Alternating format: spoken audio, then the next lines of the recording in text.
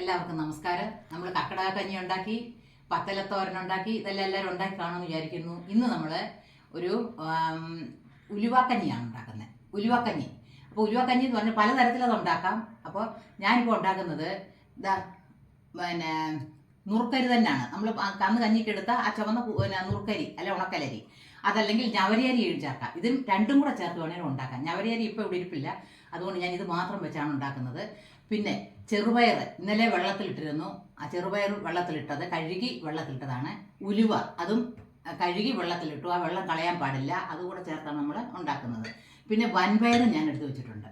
വേണമെങ്കിൽ മുതിര ചേർക്കാം, ഇങ്ങനെ ഏത് വേണമെങ്കിലും ചേർക്കാം. ഇനി ഇതെല്ലാം അരിയും ഉലുവയും പിന്നെ ചെറുപയറും മാത്രം ചേർത്തോ അങ്ങനെ എങ്ങനെ വേണമെങ്കിലും നമുക്കിത് ഉണ്ടാക്കാം. അപ്പോൾ ഇന്ന് ഞാൻ ഇതെല്ലാം ചേർത്തങ്ങ് ഉണ്ടാക്കുകയാണ്. പിന്നെ അതുകൂടാതെ ഞാൻ കുറേ പച്ചിലകൾ പറിച്ചു വെച്ചിട്ടുണ്ട്. അന്ന് നമ്മൾ പൊടിയല്ലേ ചേർത്ത്. ഇന്ന് നമുക്ക് പച്ചിലകൾ ഇവിടെ ഇഷ്ടംപോലെ ഈ ഔഷധ ചെടികളൊക്കെ ഉണ്ട്. അതിൽ ഇത് നിങ്ങൾ കണ്ടോ, ഇതാണ് മുയൽ ചെവിയൻ എന്ന് പറയുന്നത് ഔഷധം. പിന്നെ ഇത് കയ്യോന്നി. പിന്നെ ഇത് പൂവാങ്കുറുന്നില. പിന്നെ അതുകൂടാതെ മുക്കുറ്റി കണ്ടില്ലേ. പിന്നെ കീഴാർനെല്ലി, തഴുതാമ, പനിക്കൂർക്കൊക്കെ ഒരേ അരിയാക്കാൻ മതി കേട്ടോ. പിന്നെ തുമ്പ, ചെറുള, ഇത്രയുമാണ് പിന്നെ ഞാനിപ്പം പറിച്ചുകൊണ്ട് വെച്ചേക്കുന്നത്. ഇഷ്ടംപോലെ ഇവിടെ വേറെ ഉണ്ട്, ഇത്രയുമേ എടുത്തിട്ടുള്ളൂ. എന്നിട്ട് ഇതെല്ലാം നന്നായിട്ട് കഴുകി, ഇതിൻ്റെ വലിയ ഇലകളൊക്കെ ഉണ്ട്, അതങ്ങ് കളയണം.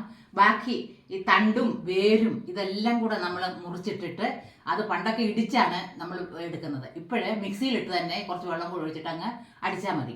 അങ്ങനെ ഞാൻ എടുത്തു വെച്ചിരിക്കുന്നതാണ് ഇത്. കണ്ടില്ലേ, ഇത് കുറച്ചുണ്ട്. ഇത് വേണമെങ്കിൽ നാളത്തേക്കും കൂടെ ഉപയോഗിക്കാം. കുറച്ച് പകുതി എടുത്ത് ഞാനങ്ങ് ഫ്രിഡ്ജിൽ വെക്കും. അപ്പോൾ നമ്മളിതെങ്ങനെ ഉണ്ടാക്കുന്നതെന്ന് നോക്കാം. ഇപ്പം ഞാൻ കുക്കർ എടുത്തു.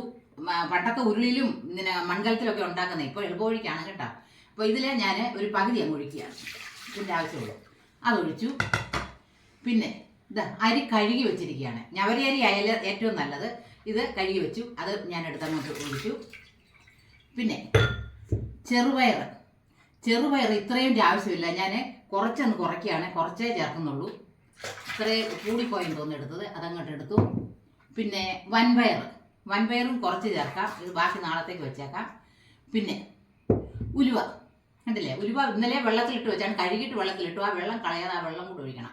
അപ്പോൾ ഇത് നമുക്ക് കൂടുതൽ കഴിക്കുന്നവർക്ക് കൂടുതൽ കഴിക്കാം, കാരണം അല്ലെങ്കിൽ ഭയങ്കര ചൊവയാണ്. അതുകൊണ്ടാണ് ഞാൻ ഇത്രയാണ് എടുത്തിരിക്കുന്നത്. അതിടുന്നു. ഇനിയും ഇത് നമുക്ക് കുക്കർ അടച്ച് വെച്ച് അടുപ്പിൽ വെച്ച് അങ്ങോട്ട് വേവിക്കുന്നു. അതങ്ങോട്ട് മാറ്റി വെക്കാം. പിന്നെ ഇനി അത് കഴിഞ്ഞിട്ട് നമ്മൾ ഇതിന് തേങ്ങാപ്പാൽ ചേർക്കാം, അതുപോലെ തേങ്ങ അരച്ചും ചേർക്കാം.